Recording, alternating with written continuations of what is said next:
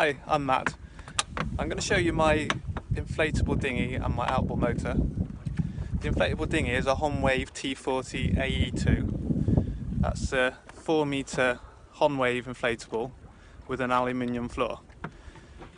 On it I've got a 20 horsepower Suzuki Df20As. I'll show you the boat first. Now the boat has an aluminium floor. It's in 3 sections.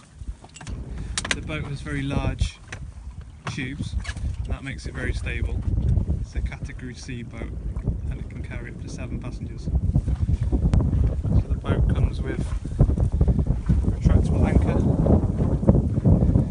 comes with a foot pump, flush muff and hose pipe toolkit.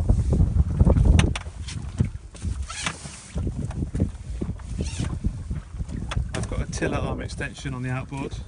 That just enables you to sit further forward, which helps balance the boat. The Honwave's got a very good V keel. The inflatable keel gives it a good V shape, so it gets up on the plane very easily. And that 20 horsepower outboard is more than enough to get on the plane with 4 or 5 people on board. There is room for a second bench seat if you wish. The boat comes with 2 aluminium doors. Also there's 2 launch wheels on the back which fold up and down. I've got 2 genuine 12 litre Suzuki fuel tanks. I found that I can spend a good 8 or 9 hours on the water on one tank. Never actually had to use the second tank on one journey, but it's always good to have a spare. The outboard is a Suzuki 20 horsepower 4-stroke fuel injected engine.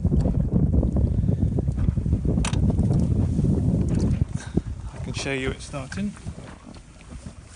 First of all you have to put the kill switch in place. Check that it's in neutral and it's a pull start. This engine is designed to start on the second pull. The first pull is for decompression and then the second pull is easy to start.